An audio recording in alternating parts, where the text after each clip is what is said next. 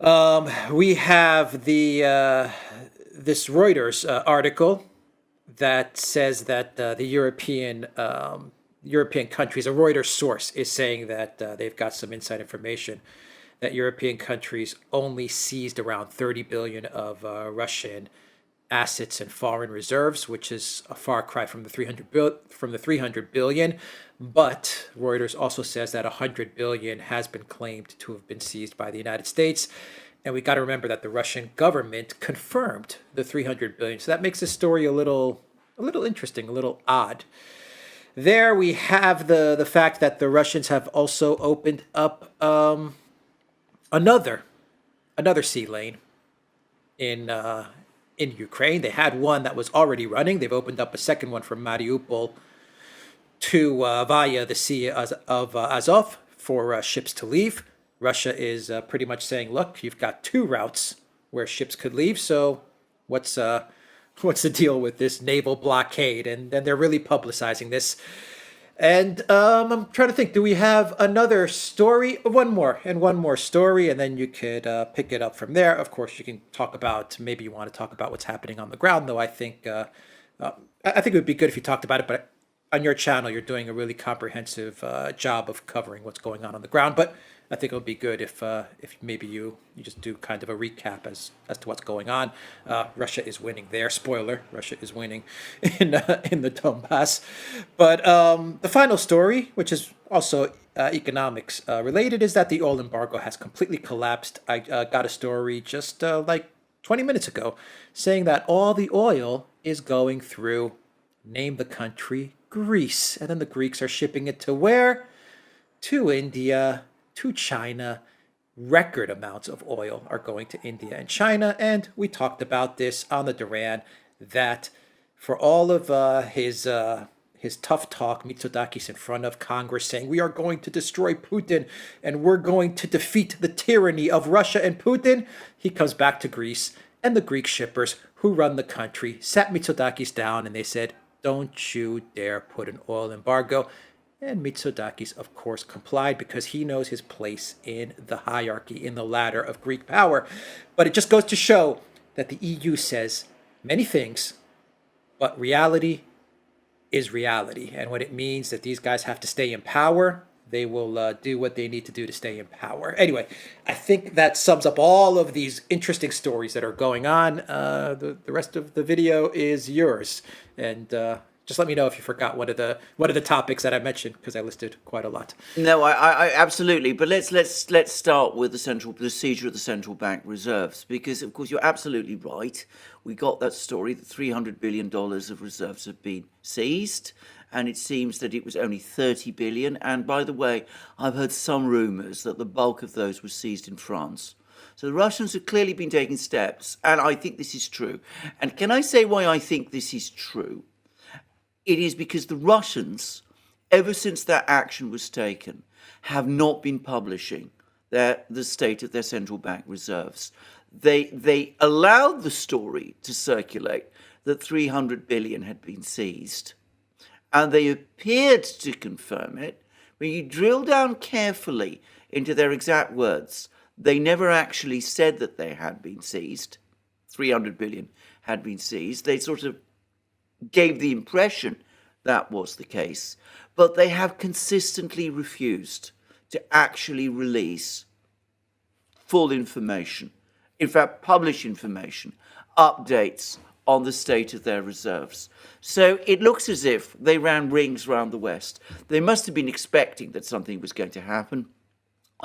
It's strange that they kept money in the United States and that the United States was able to see so much more, but possibly they were expecting that the legal protections of the US would be stronger, or maybe this is a poison pill thing, that they're waiting to create problems for the US when the legal cases, which we've discussed in the past, are brought by the bondholders who find it impossible to get payments and are going to blame the US government for that. But anyway, I believe this Reuters report.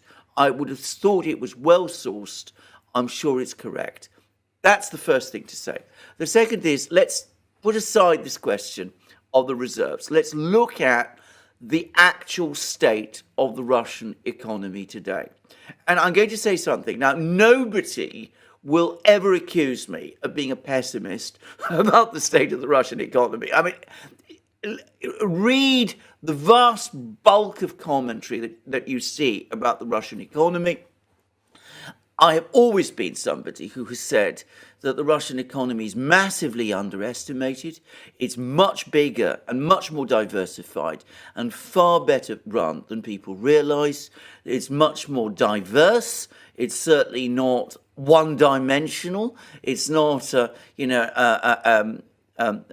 petrol station masquerading as a country, or whatever it was that John McCain said, that all this is a complete misconception. Yet even I have been surprised at the speed of the turnaround. Now let's start with the interest rates. Interest rates before this crisis, before the war began, were at 10%. Then there was the sanctions against the central bank. Central bank pushed them up to 20%. They're now back at 11%. In other words, they're fractionally above where they were before the crisis. Secondly, we have had statements from Putin and from other Russian officials about the state of inflation. Now, there was a big inflationary surge in March. The first 2 weeks of March, prices rose because people rushed to the shops to buy things which they thought would be in short supply. That created a stress in the economy. That caused prices to skyrocket. And then they settled. So what we have been told is that the state of price increases in Russia up to now, that prices since the start of the year have risen by 11%. But Putin now tells us, and the Russian officials now tell us, that they're expecting that inflation overall this year in Russia will not be 18% as we thought, or 20%, or 22% as some people said. It's more likely going to be around 15%. Now, it can only be that if prices of key commodities like food and energy over the next few weeks and months are going to fall. So, inflation in Russia is going backwards, which is why the central bank is able to cut interest rates. It's also, by the way, why Putin, who is running one of the biggest budget surpluses in Russia's history, and we'll come to the oil and gas things in a moment, why Putin has money to increase pensions by 10%. And of course, he's doing that because that will compensate pensioners for the rise in prices earlier in the year. But he would only be doing that because he's a very cautious man. He would only be doing that if he generally believed the prices were under control. Now, the other thing, and we are both people who worked in business environments, and we had a discussion, I remember it very well, and we said that when all those companies pulled out, all those companies that make consumer goods or sell consumer goods in Russia, and of course it is in consumer goods that import penetration in Russia was greatest. We both said that consumer and services industries are the ones with the fastest turnaround. The people there are incredibly nimble. They're the quickest to find alternative suppliers. They're the quickest to restart production of things that have been, the gaps that exist in the economy. Well, we have been proved absolutely right. Apparently there's now a rush of producers coming forward, both within Russia and in places like Turkey, to make up for all the gaps that have appeared in the Russian market. And this is where I admit I have been most surprised by the speed of the turnaround. Even I've been surprised by how fast that turnaround is taking place. And that, of course, is also having a downward effect on the inflation, on the inflation within Russia. And then, of course, we come to the oil and gas. Well, I'm not going to say more than what you said. We said at the time that the moment they granted that waiver to the ship owners, allowing the Greek ship owners to ship Russian oil, the oil embargo was dead. And I'm going to say again what I've said before.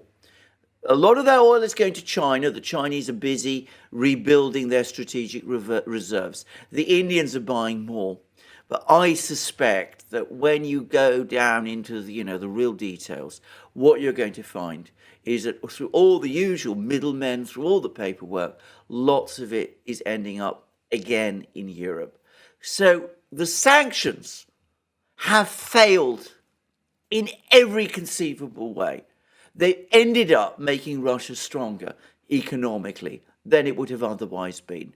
The best policy they could have followed at the start of this war is to do absolutely nothing, to keep the threat of sanctions alive. That might have caused people to be nervous. That might have resulted in many people taking their money out of Russia. What they did was they imposed reverse capital controls. They made it difficult, incredibly difficult for people to take money out of Russia. The result is that money is staying in Russia, as the Kremlin wants, and that is causing the economy there to strengthen and to grow. So well done, Jake Sullivan. Well done, Ursula von der Leyen. You've achieved the opposite of what you've intended. You created an economic and inflation crisis in the West, and you strengthened the Russian economy instead. Now, turning to the other quick topics, you're absolutely right. One quick question. Yeah. One quick question, though, before you go to the other topics, and it's related to the oil. What are the chances that Ursula and Borrell and Michelle get their oil embargo? Because they're not giving up. What are the chances that they get the countries to agree? Do you think? They might agree, though the Hungarians are now really resisting, and it seems to be that they're digging in their heels, and I guess the sense that the Italians are now are starting to shift position on it. But let's say they do achieve it. Let's say they do achieve it. As far as I can see, unless they reverse their position on the ship owners, which would, as you correctly say, create a political crisis in Greece, and by the way, a much bigger inflation crisis in Europe itself, because the oil producers, the oil industry is saying very clearly, you cannot replace Russian oil. Unless they change their position on the tankers, on the shipping, then this oil embargo would not only fail, it would actually increase oil prices, increasing the size of Putin's budget even further. It's very bizarre, but Ursula herself has actually, in an interview, and this is really weird, she's tried to say that the reason they haven't imposed an oil embargo is because that would help Putin. I mean, it's not what, on the one hand, she's trying to do one thing. On another hand, she's arguing the opposite. She's walking it back. She's walking it back. She's all over the place. But anyway, that's that business on the economic front. So the grain. Let's talk about the grain, as you rightly said. And by the way, this is perhaps an important thing to clarify. It seems that the Russians, they have a bumper harvest this year. They're a much bigger wheat producer than Ukraine is. They've reopened Mariupol's port, which was blocked by Ukraine, and they're making the point that the only people who are really preventing cargoes, merchant cargoes, grain ships leaving Odessa are the Ukrainians themselves. So the Russians have gone back. They're pushing back on that hard. And they're also making the absolutely correct point that the real problem, the real reason why there is a food crisis is not because of the Russian blockade, but because of all those restrictions that have been placed on Russian and Belarusian potash and fertilizer exports. And, way back in October, people like Jacob Dreisen was saying that with the way in which the gas was being mismanaged by the European Union, there would be shortages of fertilizer, and this was going to create major food shortages across the world this year and create a further inflation spike. And it seems to me that Dreisen is right. The Russians are right about the food embargo. I still think that we're going to be in the position that you predicted in our previous video, that sometime around the autumn, when the real situation in food is becoming really desperate, we're going to get wheat for rubles. I mean, that's coming. We're going to get oil for rubles before very long. That's also coming. But that's the trajectory of travel on that. And on the military front, I'm going to be brief summary here. Russians are continuing steady advances in Donbass. Ukrainian troops there are now essentially encircled. We've had information today, another Ukrainian town there, a place called Liman, is either fully or largely under Russian control. The central administration building there is now showing a Russian flag. The Ukrainians themselves are showing increasing signs of panic. They're talking about the fact that they're outnumbered 20-1 in material, 7-1 in men, that they're not getting the weapons that the West has promised, that NATO, this is from the foreign minister Kuleba, that NATO has proved a paper tiger, that it's done nothing for Ukraine, which I have to say I find astonishing. If NATO has really done nothing for Ukraine, then why do you want to join NATO? I mean, it seems bizarre. But anyway, that's what they're saying. So on every front, on every point that you've been making, that we've been discussing on these programs, it is increasingly looking like a debacle. Just as you said, that we are in a previous video, we are heading towards a debacle. And the danger is that the Poles, that the encouragement of the Poles to get involved in Ukraine, and that would be very dangerous. And the Russian Foreign Ministry, Maria Zakharova, the spokesman, yesterday warned the Poles against mission creep. She said, you are now in a mission creep situation. You need to be very careful, because if you continue along this road, it's going to turn out very badly for you. So we are in a debacle, or at least the early stages of one. Mm-hmm. Yeah, so just a final question. I think we've summed it up perfectly well. I mean, look, Russia is winning across the board, if you want my opinion. The military side of things, the economic side of things. I even think the media side of things is starting to turn. And I think it's starting to turn because a lot of people in the West are also losing interest in the Ukraine story. They're just not as invested into it anymore. Exactly. And they've moved on to the next thing in the news cycle. And that's not good for Zelensky and his regime. And they're trying desperately to keep Ukraine in the news cycle. And as they try desperately to keep Ukraine in the news cycle, they come up with more fantastical stories, and it just discredits. It discredits them as well, if you could even discredit them at this point in time. Yes. It's circular, but if I was, my question to you is that if me or you were we're working for Brussels and working for Ursula von der Leyen, and we were sitting at her table and we were looking at the picture of what's going on, the best advice would be to tell her to give up, wouldn't it? It's over. Absolutely. Retreat. Because we talk about Ukraine retreating and cutting a deal. It would be, look, Ursula, Joseph Borrell, it's over. Retreat. Let's live as the EU, as the European Union, and as a bunch of technocrats here at this table. Let's live to fight another day. Because if we continue going in this direction, there's not going to be a European Union in a year or two. So at least let's retreat. Let's move to safer ground. Let's live to fight another day. It's over. Let's try to find a diplomatic deal in Ukraine. We're going to have to give up a lot of land. We're going to have to grovel to Russia. But Russia will probably give us some sort of diplomatic off-ramp, most likely. Well, I don't know, maybe not. But it's over. That's how I'm seeing it. I could be wrong. Maybe the EU has something up their sleeve. Maybe there's going to be this offensive in August with 1 million soldiers that Arestovich and Zelensky are talking about. I don't know, but today, as it stands, I'm looking at everything as objectively as I possibly can. It's a victory across the board. Yes. Am I wrong? Maybe No, I you're am. absolutely right. But You're what do you absolutely think right. about the statement I made? If you were sitting with Ursula, what would you tell her? I would be telling her exactly that. They've been comprehensively outplayed. They didn't understand who they were taking on. You never reinforce failure because this is failing. And what you now do is you look for an off ramp. And by the way, I think the Russians Good money after bad. So it's good money after yeah, bad. yeah. Exactly. The Russians are incandescently angry. I mean, we need to understand that. But I still think they're just sufficiently, sober-minded that they would probably give the EU some kind of an off-ramp. I mean, as Putin said today, apparently the sanctions have worked to our advantage. So, the Russians would probably say, well, all right, let's keep the sanctions. Let's allow some of the sanctions to stay there at least for a while.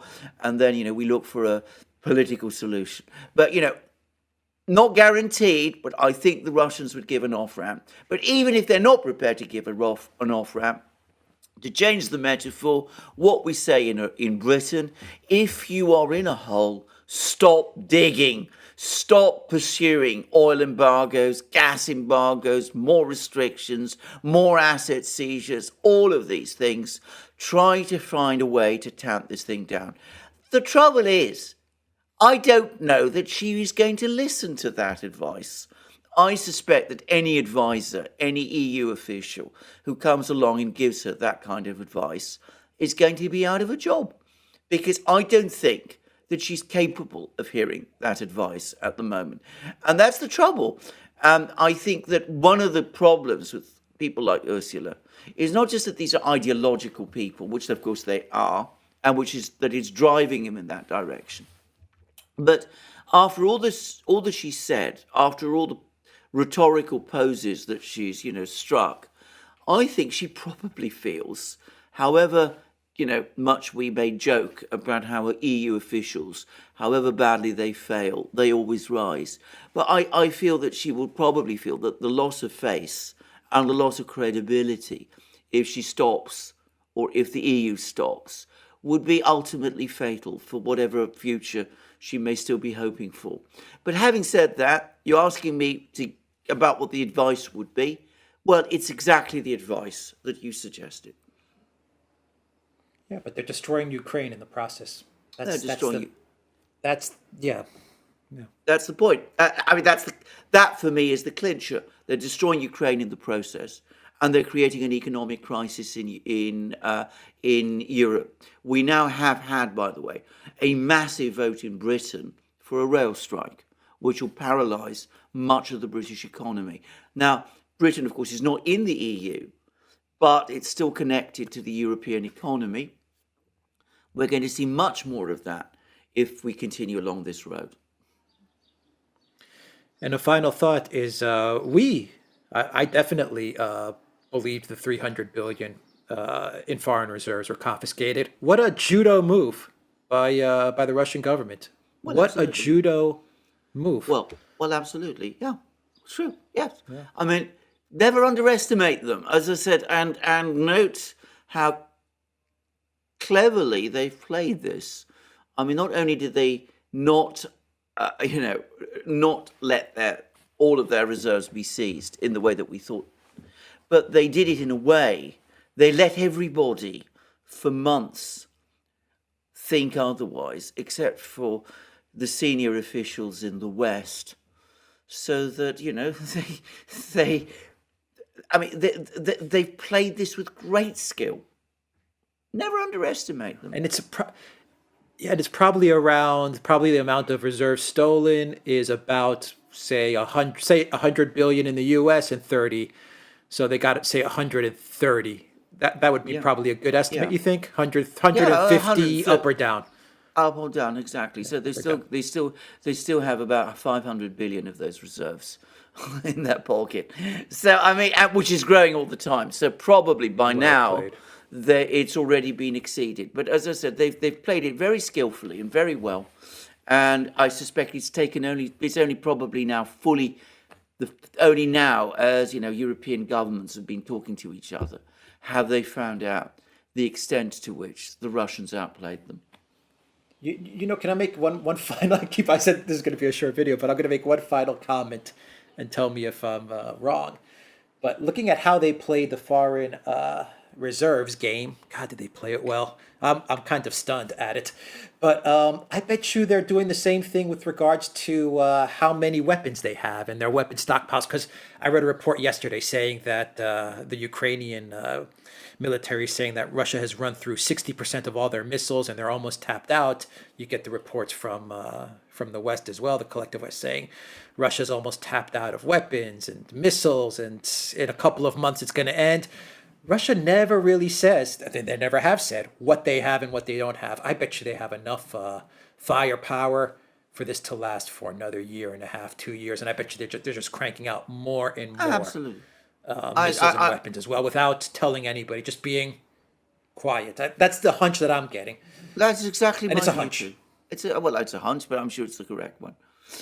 As I said before, even I underestimated the scale and resilience of the Russian economy. So nobody would ever accuse me, as I said, of saying of under talking it. So there we go. And I'm sure you're right about the military things. I see no evidence, by the way, of any slackening in the Russian missile effort. I mean, this is all based on the fact that because of the fighting in Donbass, there's many more Russian aircraft in the air, but that's not a sign that they're running out of missiles.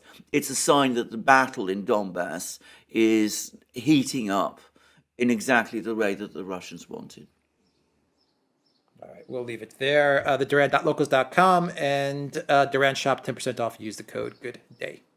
Take care.